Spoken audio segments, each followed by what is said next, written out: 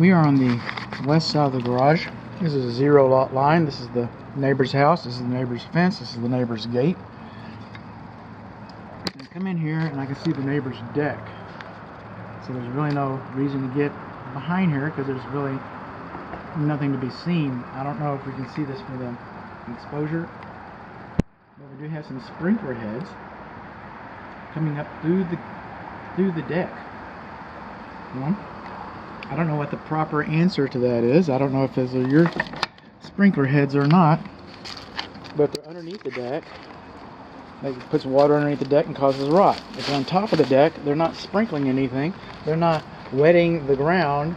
They're not moisturizing the ground to maintain the moisture content around the foundation perimeter.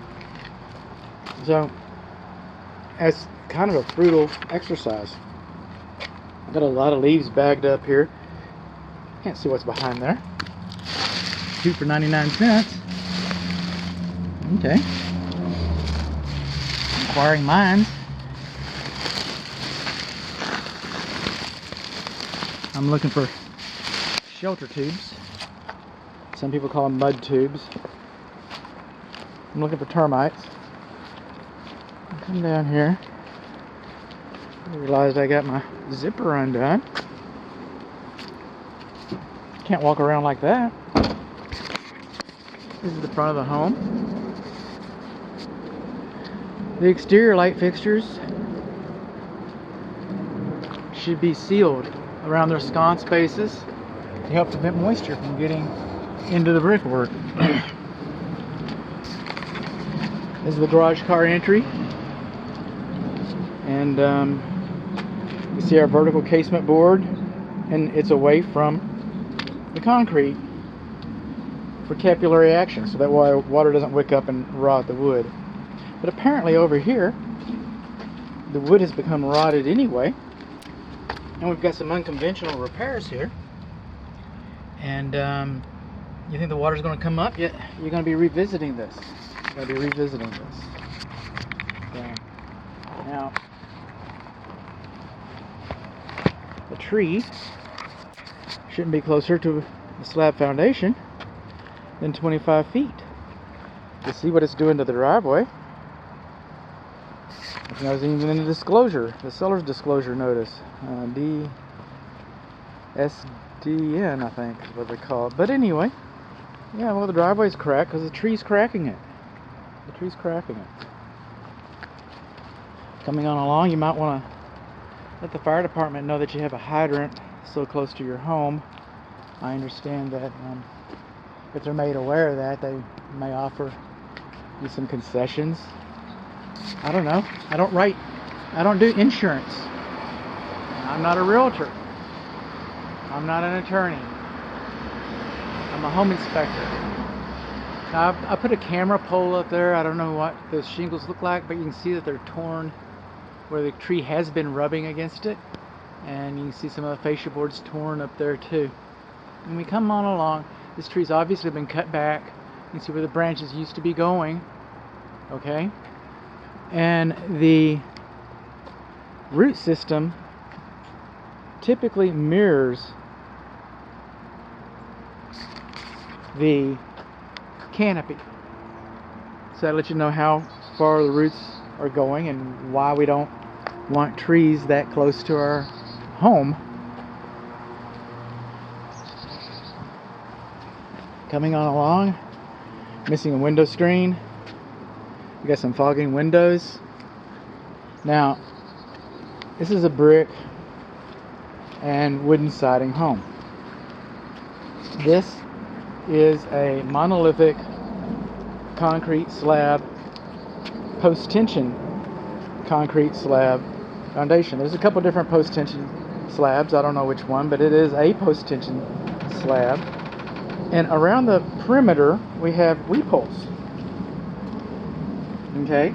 This brick is a very good building material. This home can burn down and you can reuse the brick. It's wood timber inside. You can burn down and reuse the brick. It's a very good insulator. But one thing about brick is it's porous. It's porous. So water runs right through here. We expect a storm. We expect rain. We expect these things. But, that being said, I'm looking for termites still. That being said,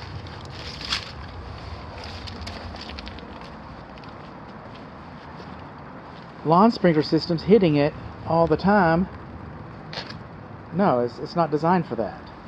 Every morning at 6 o'clock, the lawn sprinkler system hitting it. Now, these weep holes, most of the time, you're not going to see anything weep out of them. It's just going to be a vapor barrier. It's a vapor barrier coming out of that most of the time. You may see water coming out of there if you have an event. I've seen a couple of events. I hope you don't. But that's for water there. Now, we come along anytime the drainage plane has been disrupted, and it doesn't count on there. It probably should, actually. Definitely counts over here. Above our windows that are supporting brick, we've disrupted the drainage plane. And so now we should have weep holes over these window lintels. Okay? To do the same thing that these weep holes are doing down here.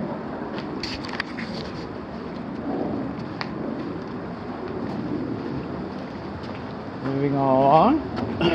So we come around here, over towards the front door now. Our doorbell button should be sealed.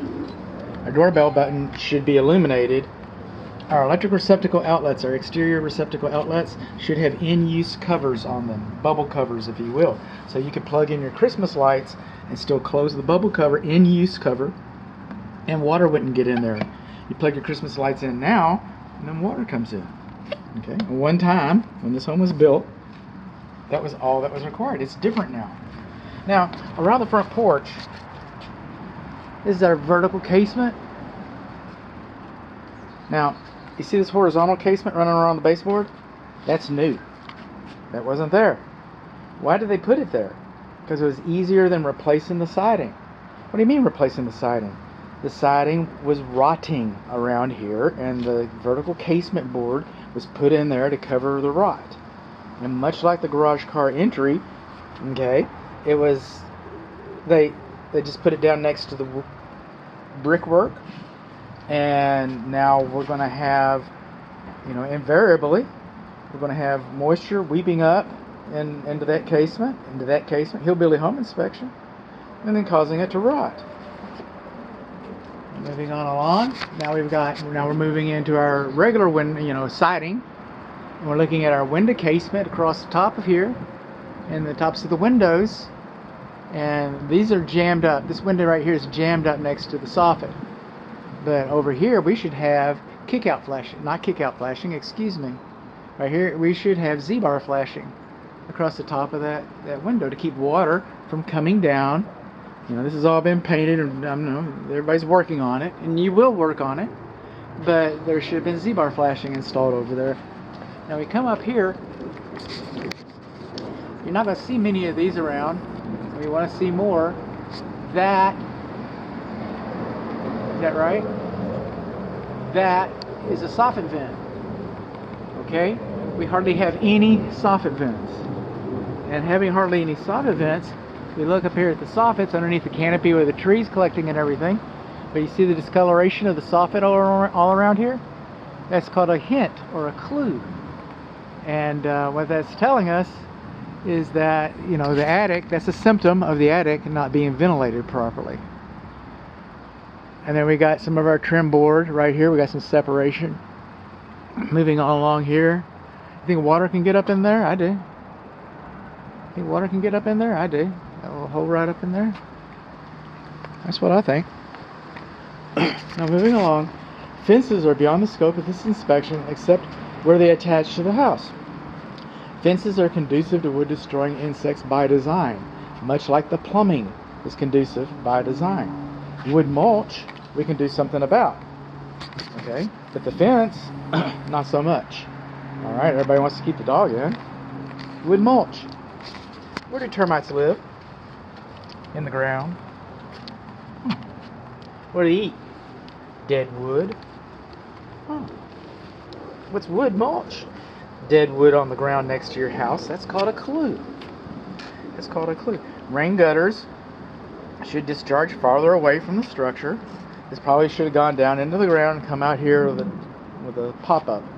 You know, or it could have gone down into the ground and come out lower in the yard with a pop-up. Right here, this is called a shrinkage crack. Some people call them corner pops. Call them what you will. Okay, but if they're in the span of a hand, I don't know whose hand, they go towards the corner, then that has no effect on the foundation. It affects your wood destroying insect report because termites can use that crack to come up into the house. It might affect your brickwork if that pops out. The only thing that corner is doing is supporting the brick. What's happened is the concrete and brick shrink and expand at different rates for different reasons. The pressure always comes out at the corner, and then those things pop. I mean, it's not anything that you want. It's not desirable, but it's not horrific either. You know, it's a corner pop. But again, termites will take advantage of that, and if it pops out, or if it's large enough. But I'm not through with the foundation. I haven't rendered an opinion about the foundation yet. But this will not be a factor in my decision about the foundation. Coming on along, siding too close. We do not have got our wood mulch. Explained about the fences. Okay, these paving stones, while they are, you know, interesting, and we'll probably get some use out of them in this portable cabana thing. This is beyond the scope of this inspection. This is not a real estate improvement. Okay. Now that being said, but down here, this is not dimensionally uniform, and some people, handy capable people, old people like your home inspector, you know, some people may find, you know, a challenge navigating across these. These might be trip hazards. So just be aware. We've got, this is the downstairs half bath, and I don't know if you can see this, but this window's fogging, and a lot of them are. A lot of windows are fogging. We're moving on along. This is our water heater temperature pressure relief valve, and also it looks like you gotta have a safety pan drain line. Okay, if this is the safety pan, this arrangement is acceptable. If this is the safety pan and this is the water heater temperature pressure relief valve, then this is too high from the ground. It's not supposed to discharge higher than 6 inches from the ground. As the rain gutter discharges onto the ground, it should take the water farther away from the house.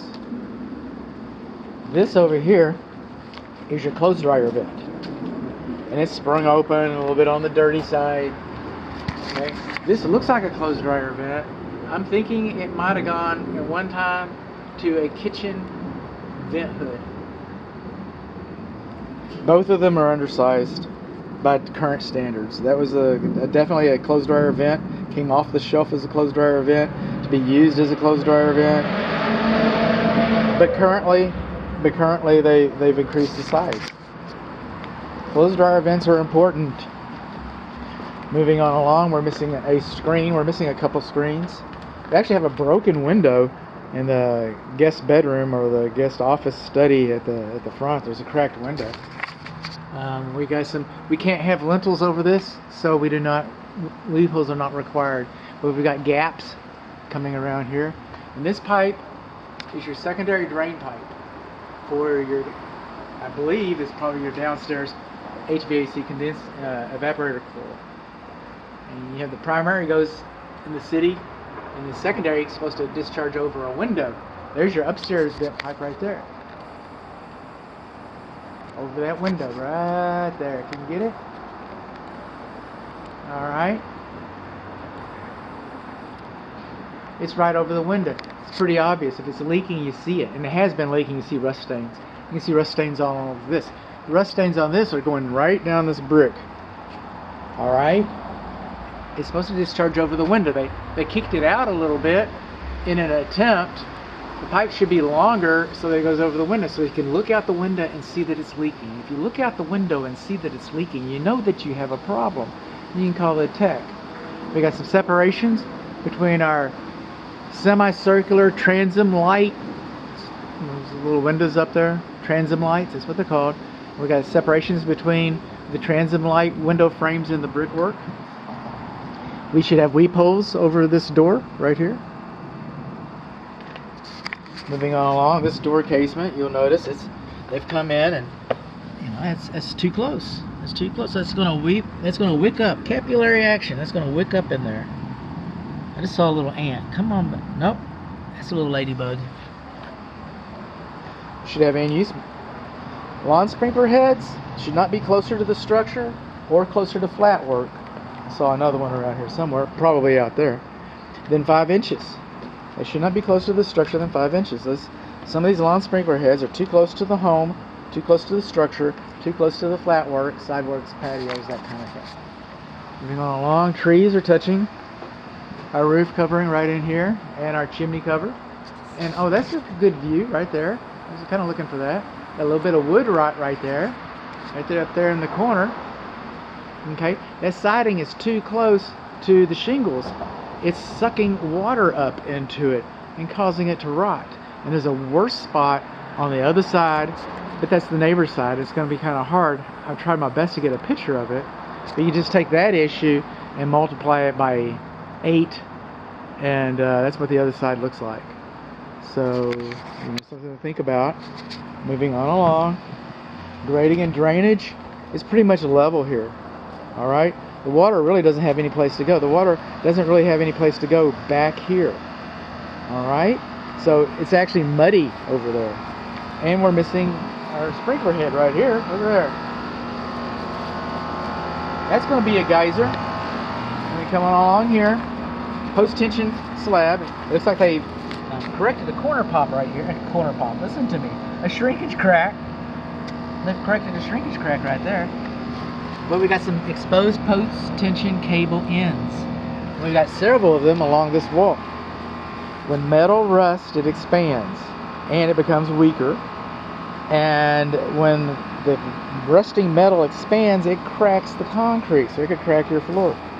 Replacing a tension cable is kind of an ordeal. I mean, it's not invasive to the interior usually that I'm aware of. I could be wrong about that. But it's not cheap either, because they got to get the cable out and they got to run another cable through there. So, that's something to think about. A lot of people, they just let them go. They pookie over it, because this is not ready to be replaced. It's only when it fails that it needs to be replaced. Got another one there. And if it was a newer home, I think if they fail, they could come through the floor, but this one's probably not going to do that. But based on the age of the home, everything's nice and cured. It's an old man. We're moving on along here. We got our condensing units. We got a whole video about them. We got our electric service panel. We got a whole video about that, all coming up. But we got level grading and drainage. We're growing moss over here on the north side of the house. We got all these bushes that are all up against the house, right there. Satellite dishes on the roof.